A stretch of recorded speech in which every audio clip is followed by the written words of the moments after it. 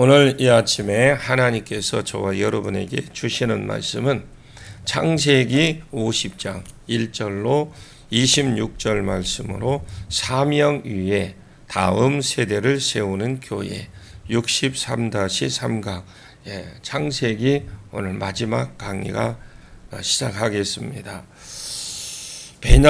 우리가 보면 16절에 보니까요, 요셉에게 형들이 말을 전하는데, 그런데 누군가 제3자를 보낸 것 같습니다. 베냐민을 보냈는지 아니면 종을 보냈는지 모르겠지만 아무튼 한 사람을 보내서 요셉에게 말을 전하여 이르되, 당신의 아버지가 돌아가시기 전에 우리에게 명령을 했다라는 겁니다. 그런데 이런 명령한 거 성경에 없거든요. 그래서 했는지 안 했는지 그리고 확인할 길은 없습니다. 또 했을 수도 있고 어떤 명령하여 이르기를 너희는 이같이 요셉에게 이르라. 내 형들이 내게 악을 행하였을지라도 이제 바라건대 그의 허물과 죄를 용서해라. 이렇게 했다는 명령을 했다라는 겁니다. 자기들은 반드시 죽을 거라고 생각을 좀 하고 겁이 나서 가지 못하고 사람 한 사람을 보내서 당신의 아버지가 살아 생전에 당신에게 이야기를 안 했겠지만 우리에게 명령하여 누구에게 해야 됩니까? 사실은 자기들보다는 요셉에게 야곱이 직접 이야기를 하는 게 훨씬 빠르잖아요. 근데 요셉에게 해야 될 것인데 당신들에게 이야기를 안 했지만 우리에게 명령했다. 내 형님들이 너에게 죄를 지었을지라도 잡아 죽이지 말고 너그럽게 용서를 해주랬다고 아버지의 유언인데 어길 것이냐? 우리를 죽이면 안 되고 좀 살려달라 이런 말을 합니다. 그래서 요셉이 이 말을 들었을 때 울었다라고 했습니다. 여기 울었다라는 말은 그러면 왜 울었을까? 답답해서 자기 마음을 몰라줘서 창세기 45장에 한 번 용서해 주었잖아요. 용서해 주었다면 그냥 믿어야 되는데 자기 마음도 몰라주고 속상해서 죽은 아버지를 말하니까 아버지가 또 생각나서 또 무엇인가 있을 수 있겠나. 그래서 옛날에 형님들이 했던 것이 생각나서 정확하게는 모르겠지만 사실 자기는 용서해 주었어요. 용서해 주었는데도 또 용서해 달라는 겁니다. 요셉이 예수님의 모형으로 보십시오. 죄를 용서해 주었는데 자꾸 거기에 매여 있는 겁니다. 어디에 안 매이고 있고 사명에 매여 있어야 되는데 자기 아버지가 가르쳐준 대로 사명에 매여서 사명으로 달려가고 큰 민족을 이루고 가나안 땅으로 가자. 이것을 그들이 기도의 제목으로 삼고 이것을 하나님께 기도를 또 올려드리고 명령하고 선포하고 이렇게 나가야 될 것인데 여기에 매여 있는 것이 아니라 과거에 매여 있어요. 요셉이 내가 죽으면 어떻게 하나? 아버지가 살아있을 때는 어쩔 수 없이 우리를 못 죽였지만 이제 아버지가 죽었으니까 틀림없이 우리를 미워해서 반드시 보응을 할 것이다. 이제 우리는 죽었다 하고 있는 것이죠, 그들이. 나가지도 못하고 사람을 보내서 아버지가 살았을 때에 유언을 했으니까 그 유언대로 살려줘야 된다. 이러고 있는 겁니다. 요셉이 그 말을 듣고 울었다는 건데 정확하게 우리가 볼 때 왜 울었는지는 모르겠지만 이 요셉의 울음이 형제들이 보기에는 좋은 징조였던 걸로 느낀 것 같아요. 그래서 이제 전달에 사람이 형들에게 돌아왔겠죠. 돌아왔을 때 그래 말했냐? 예, 했습니다. 요셉이 뭐라고 하더냐? 그냥 울던데요. 요셉이 이를 갈면서 울더냐? 그런 것 같지는 않았던데요. 그러면 긍휼히 여긴 것 같더냐? 예, 그런 것 같던데요. 이게 형제들이 나옵니다. 18절에 그의 형들이 또 치녀와서, 이 말은 16절에 자기들이 전했다 했습니다. 이제 울음이 징조가 좋은 것 같다, 이렇게 의미가 전달된 것 같아요. 어쨌든 부들부들 떨면서 나왔어요. 그 형들이 또 치녀와서 요셉 앞에 엎드려, 이 엎드려가 나팔로 되어 있는데 완전히 쓰러졌다. 그러니까 베드로가 예수님을 만났을 때, 진짜 예수님을 만났을 때 무릎 밑으로 납작 엎드렸다라는 듯이 이들도 그와 똑같은다는데 땅바닥에 뻗었다라는 겁니다. 대충 엎드린 게 아니고요. 땅바닥에 쫙 뻗어서 우리는 당신의 종입니다. 살려주십시오. 선처해 주십시오. 이 말을 들은 요셉의 대답이 19절에서 21절입니다. 볼까요? 요셉이 그들에게 이르되 두려워하지 마소서, 내가 하나님을 대신하리이까. 당신들이 나를 헤아리 하였으나 하나님은 그것을 선으로 바꾸사 오늘과 같이 많은 백성의 생명을 구원하게 하시려 하셨나니 당신들은 두려워하지 마소서, 내가 당신들과 당신들의 자녀를 기르리이다 하고 그들을 간곡한 말로 위로하였더라. 두려워하지 마소서, 내가 하나님을 대신하리이까. 이 말은 원수 갚는 것이 누구에게 있다라는 거예요? 하나님께 있다 했거든요. 원수 갚는 것이 내게 있으니 내게 맡겨라. 내가 반드시 갚을 것이다. 내가 갚으리라고 주님께서 말씀을 했습니다. 여러분, 내가 내 원수를 갚으려고 하지 마십시오. 원수가 있거든 용서해 주는 것이 제일 좋고, 도저히 용서가 안 되거든 그냥 하나님 맡기고 올릴 때 그냥 싱글벙글 웃으십시오. 싱글벙글 우리는 원수 앞에서 인상부터 웃으면 인상부터 달라집니다. 그쪽으로는 쳐다보지 않는다 합니다. 내가 하나님을 대신하리까 두려워하지 마소서, 내가 하나님이니까 하나님이 원수 갚는다 했는데 내가 너희를 죽이겠느냐, 성경적인 개념이 있는 것이잖아요. 그리고 그 뒤에 보면 뭐라고 했습니까? 하나님의 섭리가 있다라는 겁니다. 하나님의 계획과 하나님의 섭리가 있었다. 당신들은 나를 해하려고 했지만 오늘과 같은 당신들의 생명을 구원해 주시려고 나를 이곳에 보내야 되니까 하나님의 섭리가 있었다. 그것은 물론 형제들의 잘못이 없다라는 것이 아니라 자기는 무엇을 더 크게 본 겁니까? 하나님의 계획, 하나님의 섭리를 더 크게 보고 깨달았다라는 거죠. 나를 이곳에 보내야 국무총리가 되고 기근이 오게 하고 그 형제들을 만나게 하고 또 그래서 야곱으로 다 내려와야 큰 민족이 되어서 첫 번째 약속이 이루어지는 데 맞습니다. 이 일을 위해서 하나님이 나보고 가라고 하시면 내가 아버지 집을 떠나서 가겠습니까? 또 내가 간다고 해도 우리 아버지가 나를 보내겠습니까? 당신들이 미워하게 해서 이런 마음들을 이용해서 내가 이곳으로 올 수밖에 없도록 만드셨고, 이런 과정을 통해서 하나님이 세워주신 하나님이 무엇이 있다라는 겁니다.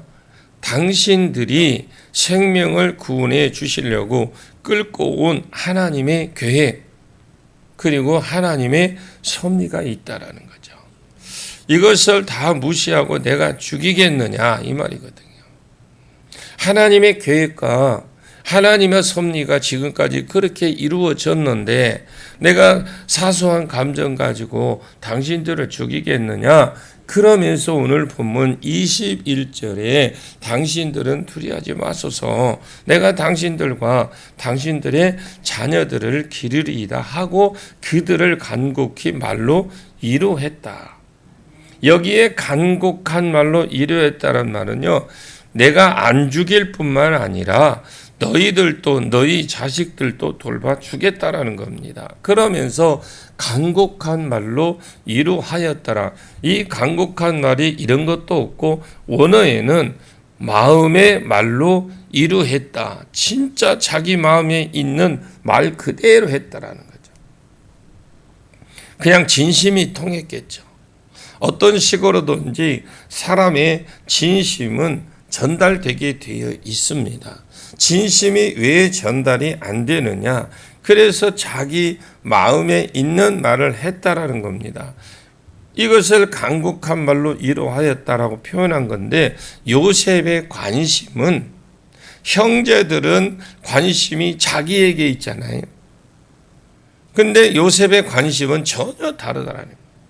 그러니까 형들의 관심은 자기에게 쏠려 있고 요셉의 관심은 하나님의 계획과 하나님의 섭리에 있단 말이에요. 그러니까 요셉의 포커스는 내가 원수 같고 내가 출세를 더하고 이런 데 관심이 없습니다.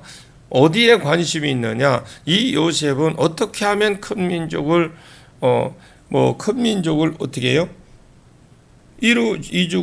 그런 민족을 이룰까? 창세기 49장 26절의 끝에 그 형제 중 뛰어난 자의 정수리로 돌아오리로다. 내 아버지의 축복이 내 선조의 축복보다 나아서 영원한 산이 한없음 같이 이 축복이 요셉의 머리로 돌아오며 그 형제 중에 뛰어난 자의 정수리로 돌아오리다. 여기 이 뛰어남이 아니고 원어에 보니까 나지르, 이 나지르라고 하면 구별, 나시린 이렇게 되어 있어요. 형제 중에서 나지르, 요셉은 장자이기 때문에 장자는 첫째다 다 하나님 것이거든요. 요셉은 장자이기 때문에 하나님 것입니다. 그러면 하나님이 그를 나지르로 불렀어요. 첫 번째 약속을 수정하는데 나지르로 불렀고, 그래서 12아들이 다 수정을 들었지만 자기가 이 일에 구별되었다는 거 자기가 알고 있다라는 거. 그러나 이 일을 자기 혼자서 할 수 있는 일이 아니라는 겁니다. 자기 혼자에서 많이 나아가지고 요셉 지파만 커지고 물론 그럴 수도 있겠지요. 그러나 그런 것이 아니라는 거예요. 12지파가 다 함께 큰 민족을 이루어 달라고 기도하고 힘쓰고 여기에 자신의 생애에 포커스를 맞추고 그렇게 해야 나중에 이스라엘이 큰 민족이 될 수 있는 겁니다. 요셉은 형제들을 무엇으로 보고 있느냐? 그 형제들을 뭘로 보느냐? 당신의 하나님 나라를 이루는 데에 동력자로 보고 있다고. 원수로 보는 것이 아니에요. 나는 나시린이고 하나님께서 사명을 주셔서 큰 민족을 이루려고 나를 이곳에 보냈고, 이것은 나 혼자 자식 많이 낳는다고 되는 것이 아닙니다. 12지파가 같이 한마음이 되어서 큰 민족을 이루고 또 되고 나면 가나안 땅으로 돌아가려고 기도하고, 이것을 그 자식들에게 400년 뒤에 돌아간다고 아브라함에게 말을 했기 때문에 자손들에게 계속해서 세뇌를 시키고 또 세뇌를 시키고 자손들도 그곳에서 나오도록 만들어야 되는데, 요셉의 마음은 그곳에 있다라는 거죠.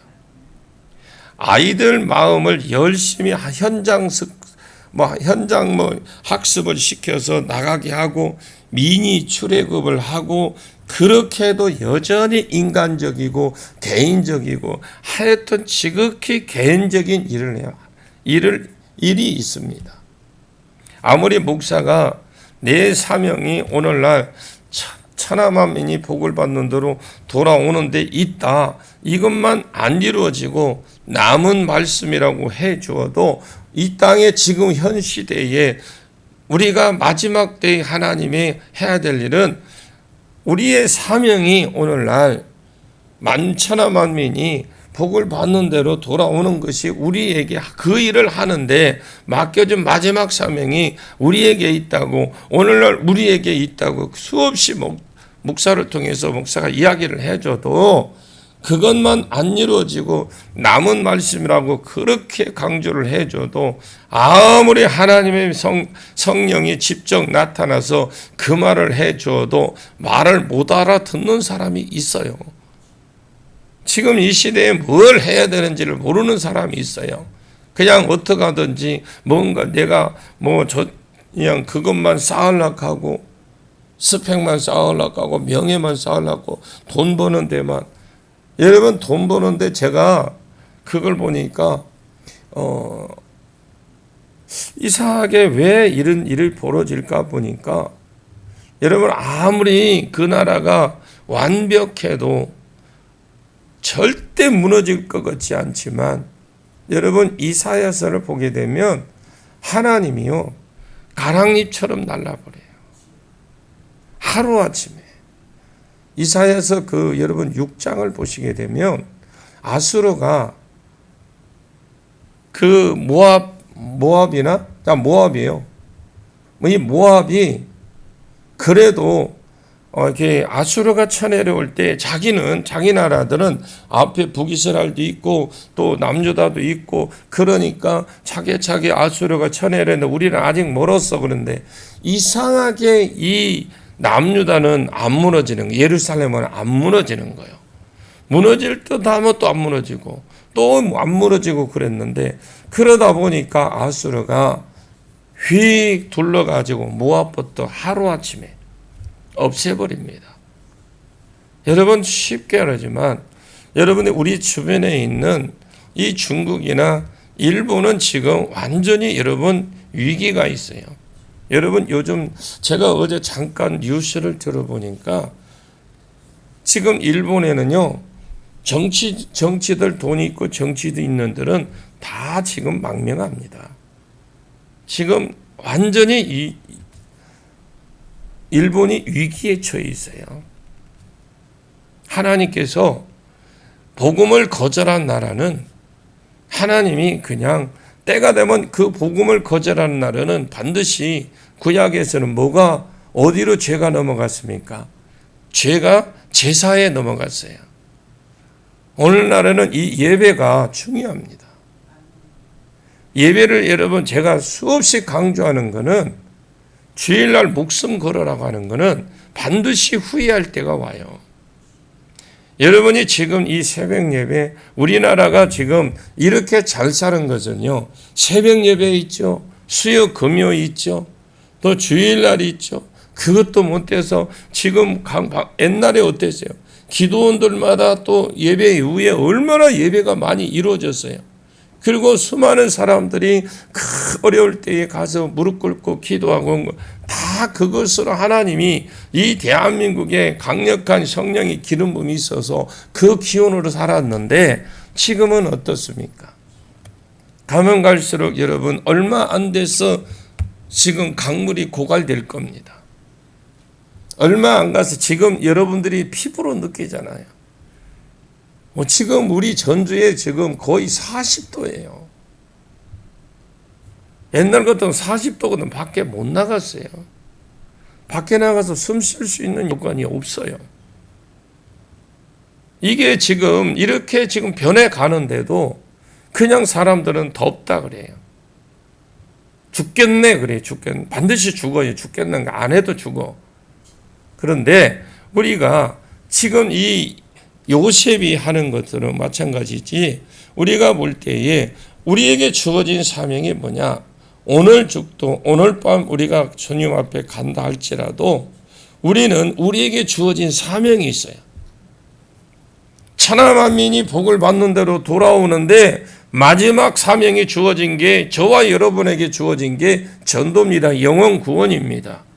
이것만 안 이루어지고 남은 말씀이라고 해줘도, 아무리 하나님의 성령이 직접 나타나서 그 말을 해줘도 말을 못 알아듣는 사람이 있어요. 영이 센스가 있으면 무엇을 말해주면 이게 하나님의 뜻이구나 알아듣고 무엇이 성경의 핵심인지, 성경이 이렇게 많은데 다 내가 어떻게 해석해서 무엇이 중심인지 핵심인지 알아서 내 인생이 거기에 던지고 수중을 들려고 이렇게 가야 되는데, 아무리 가르치고 실습을 시켜고 학습을 시켜도 말을 못 알아들어. 내 힘들면 포기해버리고, 내 바쁘면 그냥 포기해버리고. 요셉아, 아버지가 죽었는데 말이야, 아버지의 뜻이 여기 있었나 보구나. 우리가 큰 민족을 이루어 그래서 미리 미니 출애굽을 시켰나 보구나. 그러면서 우리도 이것을 잘 전수해서 함께 힘을 합해서 잘 해보자.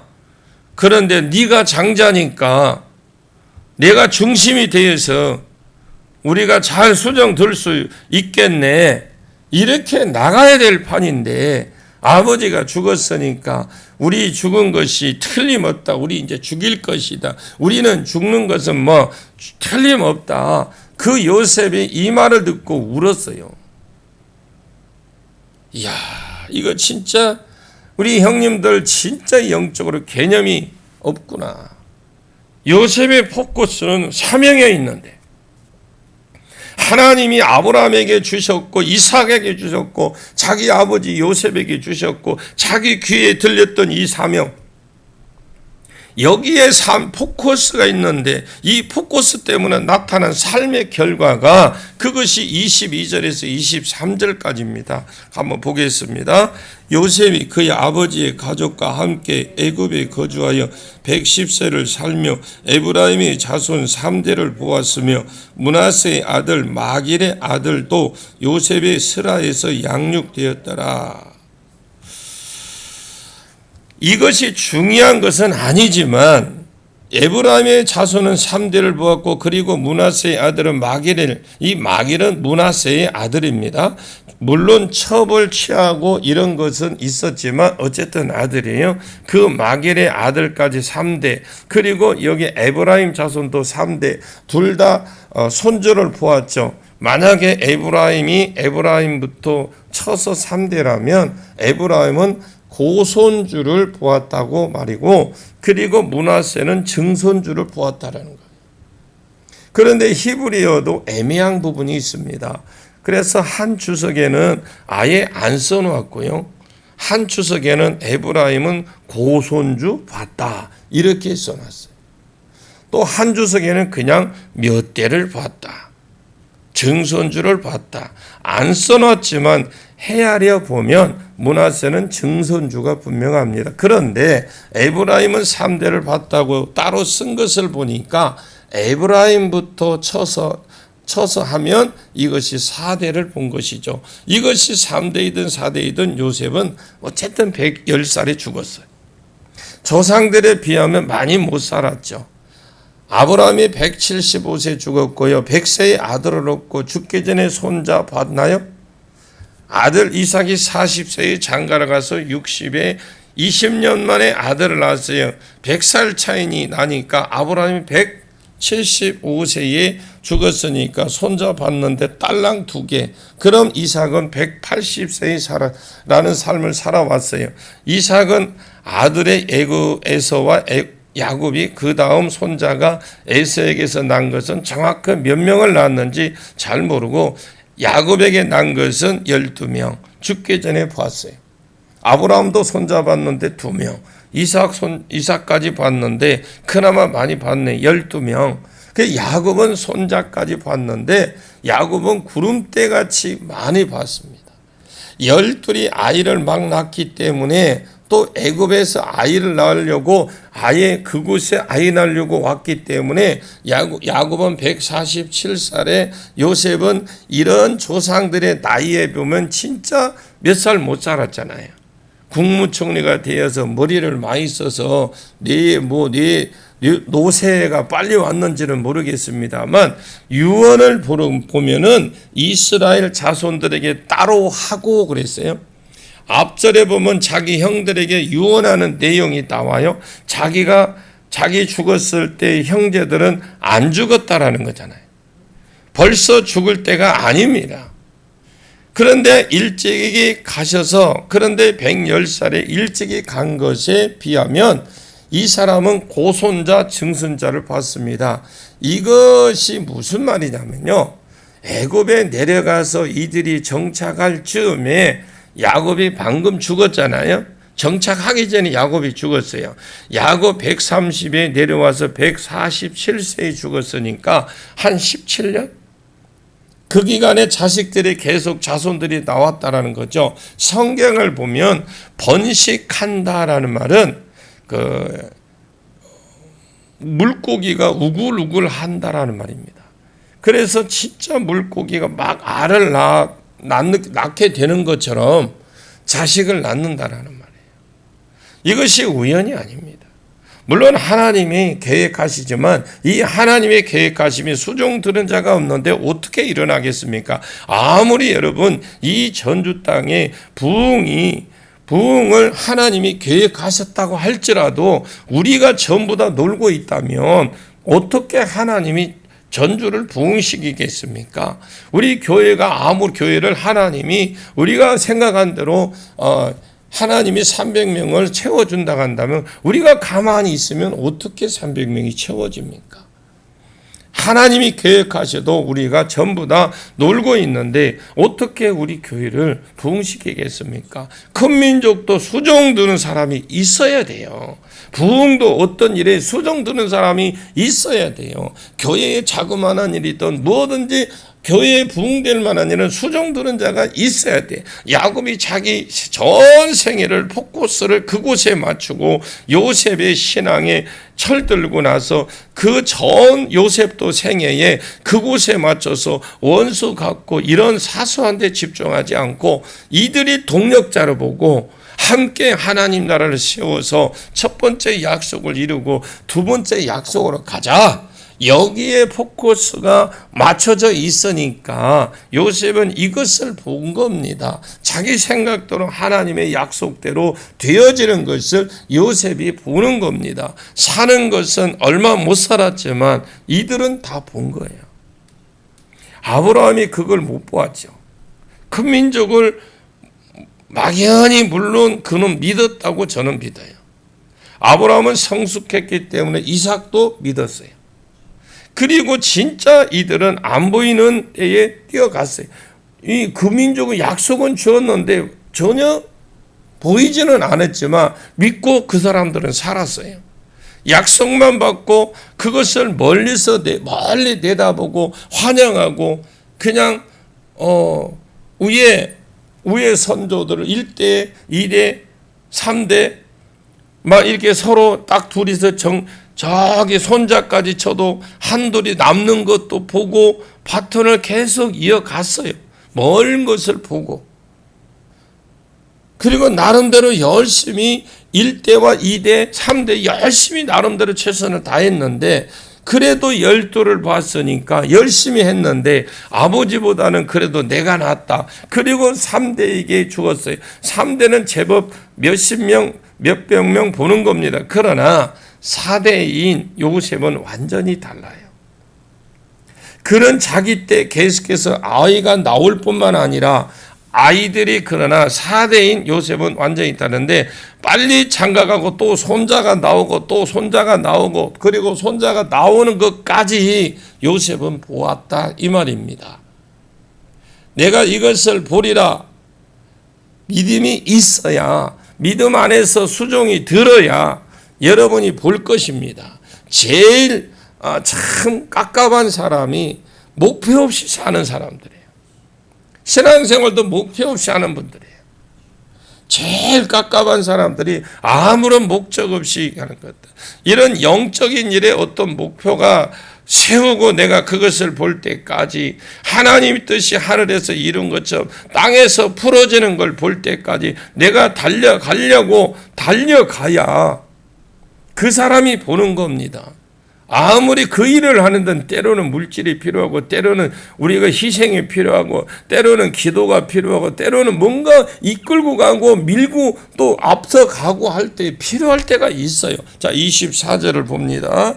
같이 읽습니다. 요셉이 그의 형제들에게 이르되 나는 죽을 것이나 하나님이 당신들을 돌보시고 당신들을 이 땅에서 인도해 내사 아브라함과 이삭과 야곱에게 맹세하신 땅에 이르게 하시리라고 하고, 그러면서 평균 나이가 167살이니까 7사에서 8세, 그때 167에서 8세, 그때 죽어야 되는데 지금 요셉은 110살에 죽었으니까 형들보다 당연히 빨리 죽었고, 지금 형들에게 유언하죠. 24절에 자기가 죽는 딱 그 순간에 요셉이 그 형제들에게 이르되 나는 죽을 것이지만 당신들은 하나님이 돌보실 겁니다. 이 돌보신다 이 말은 이 파카드라는 말에 권면 권고한다 이 말이에요. 돌아본다 이 말입니다. 돌아보는데 이것도 같은 말이 두 번이 쓰여졌거든요. 반드시 하나님이 여러분을 돌보실 것이다. 그래서 이 땅에서 나가게 하실 것이다. 이 말을 유언으로 했어요. 유언으로 큰 민족이 지금 이루어지고 있는 것을 자기가 보고 있어요. 자기가 지금 4대까지 보면서 가니까, 그런데 저희 형제들한테 다시 각인시키는 겁니다. 형님들 나는 먼저 죽지만 기억해라. 당신들의 하나님이 당신들을 권고하실 것이다. 이반은 방문하실 뜬다입니다. 방문하실 거다. 하나님 당신들을 방문하시고 방문하셔서 반드시 이곳에서 큰 민족을 이루어 주시고, 큰 민족을 이루게 되면 이 땅에서 이끌어내셔서 가나안 땅으로 인도하실 것이다. 그러면 지금 유언으로 여기에 포커스를 두니까 당신들이 여기에 포커스를 두어라. 그리고 살아라. 그러면서 그 자손들에게 똑같이 말을 합니다. 그 자손들에게도 존댓말로 번역이 되면 안 되잖아요. 반대로 번역이 돼야 되는데, 앞서는 형님들이니까 제가 장자라도 나이가 11번째니까 상당히 존댓말을 해줄 만도 합니다. 그런데 이스라엘 자손에게 또 맹세를 시킵니다. 25절 26절에 요셉이 또 이스라엘 자손에게 맹세시켜 이르기를 하나님이 반드시 당신들을 돌보시리니 당신들은 여기서 내 해골을 메고 올라가겠다 하라 하였더라. 요셉이 110세의 죽음에 그들이 그의 몸에 향재를 넣고 애굽에서 입관하였더라. 이게 돌보시리는 박하던데, 그러면 돌본다라는 방문한다. 반드시 너희들을 2번 써져 있어요. 2번 반드시 방문해서 너희들을 이곳에서 끌고 나가게 할 것이다. 그때에 여기서 내 해골을 메고 여기서 올라가라.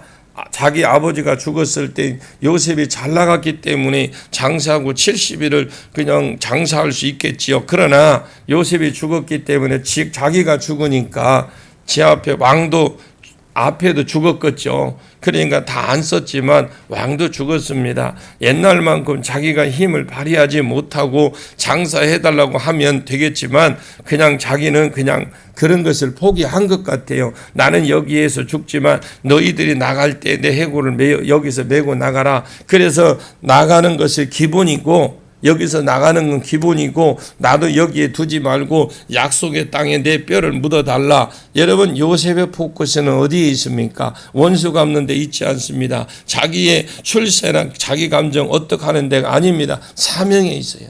그 사명을 감당하는데 내가 혼자 됩니까? 안 돼요. 지금 옆에는 사람들이 필요하고 다음 세대가 필요합니다. 그래서 그들을 격려하고 마음을 위로하고 함께 사명으로 달려가자. 그래서 이 4대를 보고 증손자를 보고 고손자를 보고 어느 정도 자손들이 보는 시점에 죽기 전에 가나안 땅으로 갈 것을 각인을 시켜줍니다. 큰 민족이 끝이 아니다. 여기서 나갈 것이다 하면서 여기서 나갈 때 내 해골도 반드시 메고 올라가라. 계속해서 여기에 마음을 두고 살고 그것을 다음 세대에게 전수시키고, 이것이 마침내 그 다음 출애굽기 1장에 애굽이 시작이 되는 겁니다. 출애굽이. 수종 드는 자가 없는데 어떻게 출애굽하겠습니까? 이런 기도를 해왔고 여기에 집중해 온 것들이 씨가 되고 기름이 되어서 하나님이 모세를 부르시고 이스라엘 백성을 뽑아내시고 가나안 땅으로 들어가게 하시는 줄로 믿습니다.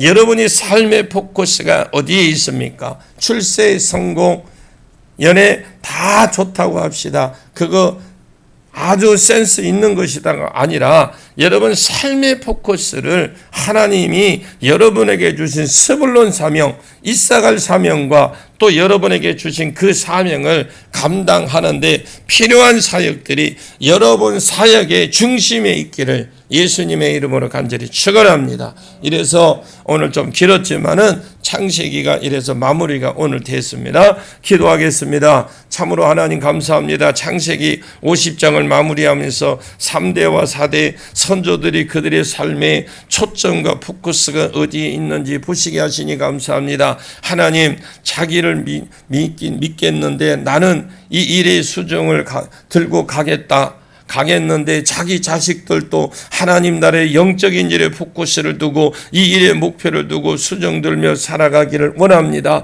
우리가 이 땅에 살면서 세상 일에 감정에 의해 원수 맺고 싸우지 아니하고 모든 것을 뒤로하고 그들을 동력자로 여기고 우리를 동력자라고 인지하고 그들을 동력자로 세워 나가는 일에 전력을 다하도록 역사해 주옵소서. 다음 세대에게 주어진 사명을 감당하고 출애굽을 증거하고 교육시키는 오늘 우리의 삶의 목표와 포커스가 하나님 나라에 있게 해 주시옵소서. 하나님 우리의 삶의 포커스를 다시 한번 하나님과 사명의 사역에 두도록 역사해 주시옵소서. 예수님의 이름으로 간절히 기도하옵나이다. 아멘.